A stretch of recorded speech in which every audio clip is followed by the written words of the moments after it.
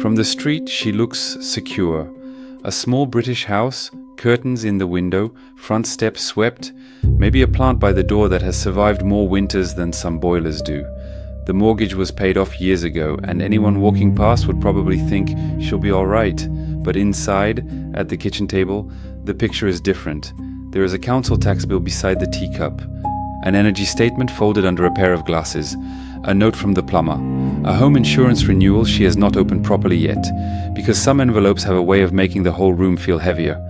The house may be worth more than she ever imagined. The weekly money still has to stretch. And that is the strange position many UK pensioners are in now. The home is paid off, the pressure is not. If you are new here, I'm Paolo. On this channel we talk about UK pensions, retirement money, old British household habits, benefit rules, bills, savings, and the small financial details that can quietly change a person's later life. No scare stories here, no magic trick at the end, and certainly no man in a shiny suit telling you that one clever product will solve everything. I don't trust that sort of thing either. Today we are looking at a question that sounds simple until you sit with it for a minute. If the house is paid off, why are so many pensioners still short of money? Because for years, owning your home outright was treated almost like the finish line. You worked, paid the mortgage, kept the place going, fixed what you could, and finally reached the point where nobody could take the roof from over your head. That mattered. It still matters. But a paid-off house does not fill the fridge. It does not pay the gas bill. It does not fix the boiler when it gives up in February with the timing of a small domestic villain. It does not replace roof tiles, clear gutters, renew insurance, or make council tax disappear. So in this video, I want to look at what changed. We'll go back briefly to what things looked like about 20 years ago, when a pensioner with a paid-off home could often feel a little more settled. Then we'll come back to 2026 and look at where the pension is really going now. Food, energy, council tax, repairs, insurance, and the costs that seem to arrive without asking whether the house is already paid for. And somewhere in the middle of all that, we'll ask the question people don't always like saying out loud. Is the house still protecting the person inside it, or is it quietly becoming another thing that needs feeding? Let's put some numbers on the table before we get too sentimental about the old days. In April 2006, the full basic state pension for a single person was £84.25 a week. In 2026 to 2027, the full new state pension is £241.30 a week. For people on the older basic state pension, the full basic rate is £184.90 a week. So yes, the number has gone up quite a lot. But the number on the pension is only half the story. The other half is what that money has to fight before the week is over. Now I want to pause here because figures on a government page are one thing, and real life at the kitchen table can feel quite different. If you are watching this as a UK pensioner, tell me in the comments whether those figures sound close to your own situation. Are you getting the full new state pension? Are you on the older basic state pension? Do you have a small private or workplace pension on top? Or are you mostly living from the state pension itself? And just as important, where in the UK are you watching from? England, Scotland, Wales, Northern Ireland. A city, a small town, a village, the coast, London, Yorkshire, Glasgow, Cardiff, Belfast, the Midlands, Cornwall, County Durham. Wherever you are, write it below if you feel comfortable. I ask because retirement does not feel the same everywhere. A paid-off house in outer London is not the same as a paid-off house in a former mining town.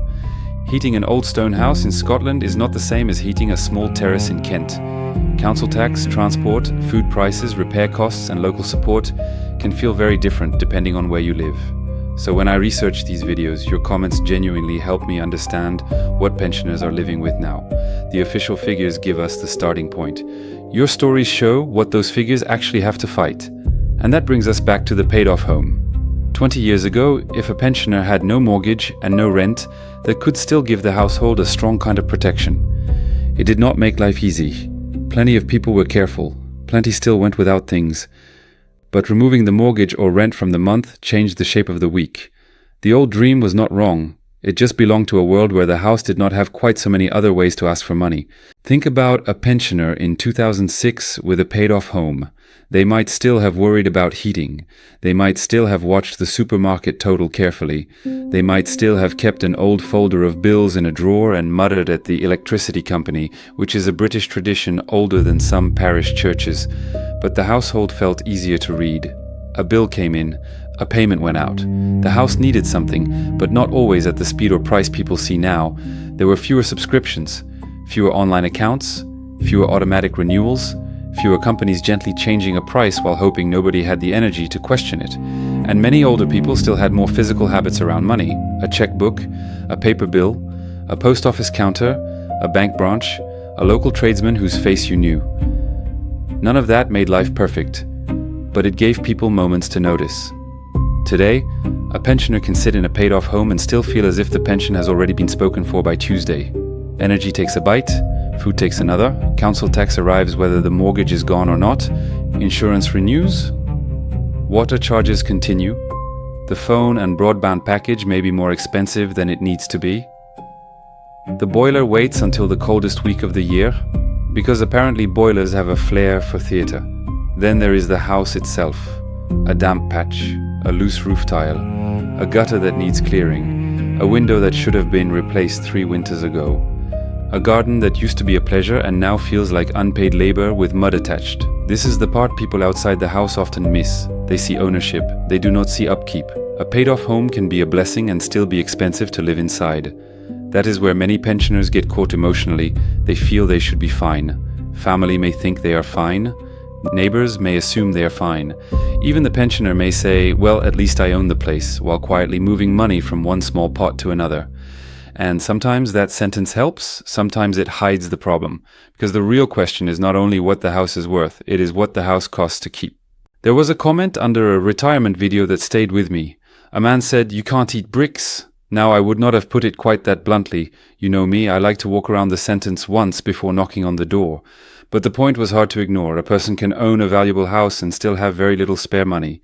That is what people mean when they say asset rich, cash poor. Although I don't love the phrase, it sounds like something printed in a bank brochure next to a photograph of a couple laughing at salad. In real life, it looks more ordinary. A woman owns a house worth £300,000 or £500,000, maybe more depending on where she lives. On paper, that looks like wealth.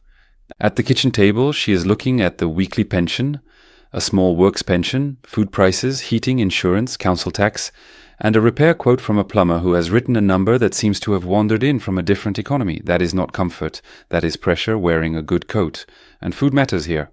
The Office for National Statistics said food and non-alcoholic drink prices rose by around 25% between January 2022 and January 2024. That kind of rise changes everyday behavior. People do not always announce it. They just buy a cheaper loaf, skip the butcher, stretch leftovers further, or pretend they prefer the smaller pack. Energy did the same kind of damage. Even when prices ease, many pensioners do not forget the shock.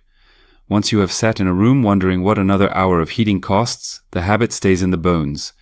Age UK reported in 2026 that 3.4 million pensioners, more than 1 in 4, were struggling financially. That is not a small corner of the country. That is a serious number of older people looking at retirement and finding it narrower than promised. So when someone says, but the house is paid off, we have to be careful. Paid off compared with what? Paid off compared with rent? Yes. Paid off compared with a mortgage? Yes. But not paid off compared with hunger, heating, repairs, insurance, council tax, transport, dental costs, care worries, and the ordinary business of being alive in Britain in 2026. That is the shift. This is where families often enter the story. A son or daughter looks at the house and says something reasonable. Maybe you should move somewhere smaller. And sometimes they are right. If the stairs are dangerous, if the house is isolated, if the garden is impossible, if the place is cold, damp, or wearing the person down, moving can be the kindest decision. A house should not be treated like a museum if the person living inside it is struggling to manage the stairs. But there is another side. A smaller home is not automatically a cheaper life. That came through very strongly in the comments I studied. People talked about moving from a house to a flat and suddenly facing service charges, ground rent in some cases, management fees, rules, lifts, shared repairs, costs that rise every year and somehow always arrive in envelopes with very calm language. Then there are moving costs, estate agents, solicitors, removals, stamp duty if buying another property above the threshold. A lifetime of belongings does not politely move itself into boxes. I wish it did. It would save families many arguments about lamps. So selling can help, but it can also create a different set of bills. Equity release is another subject people bring up. It may be useful for some, but it is not something to wander into because a leaflet looked friendly. It can affect inheritance, future choices, and in some cases means-tested help if money is taken as a lump sum and left sitting in a bank account. Care costs sit behind many of these conversations too. Families worry that the house will be swallowed later. Pensioners worry about leaving nothing behind. Others say, quite fairly, that money should improve the life of the person who earned it, not sit untouched for people who may not need it. There is no one answer that fits every household. That is why I do not like the two loudest pieces of advice. Never sell. Sell and enjoy the money.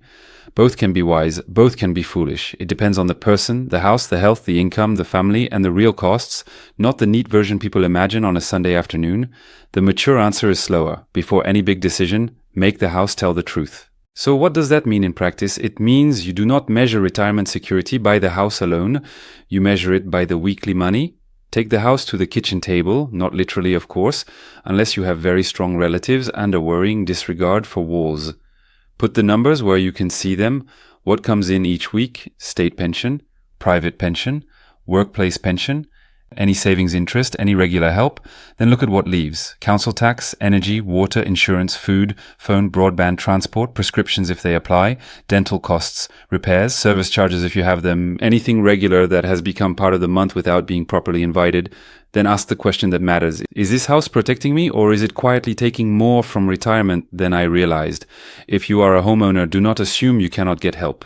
Gov.uk says pension credit can be claimed even if you own your home, have savings or have other income. For 2026 to 2027, pension credit tops up weekly income to £238 for a single person or £363.25 for a couple. And some people may qualify even with higher income depending on disability, caring responsibilities, housing costs or savings. That does not mean everyone qualifies.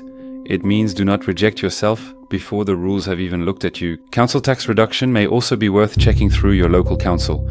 Age UK and Citizens Advice can help people look at benefits, bills and options without trying to sell them a financial product. That matters. Advice that is not trying to sell you something has a different smell to it.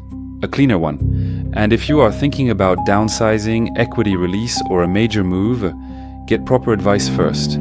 Not from a cousin who once watched half a program about property. Not from a neighbor who means well but still thinks petrol should cost what it did in 1998. Proper advice. From the street, the house may still look like security.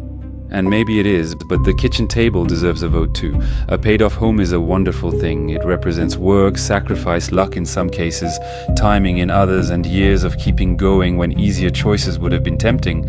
But the house is not the whole retirement. The pension matters, the bills matter, food matters, heat matters, health matters, peace of mind matters. So if your home is paid off, but the money still feels short, you are not imagining it.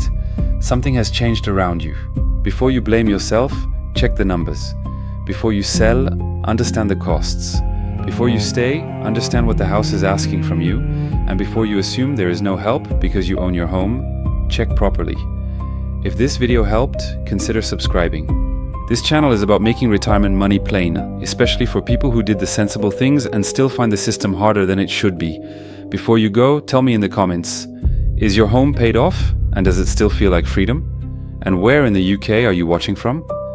I read your comments and they genuinely shape the next videos. Until next time, take care of yourself, keep the kettle warm, and remember this. A house can protect a life, but only if the life inside it still has room to breathe.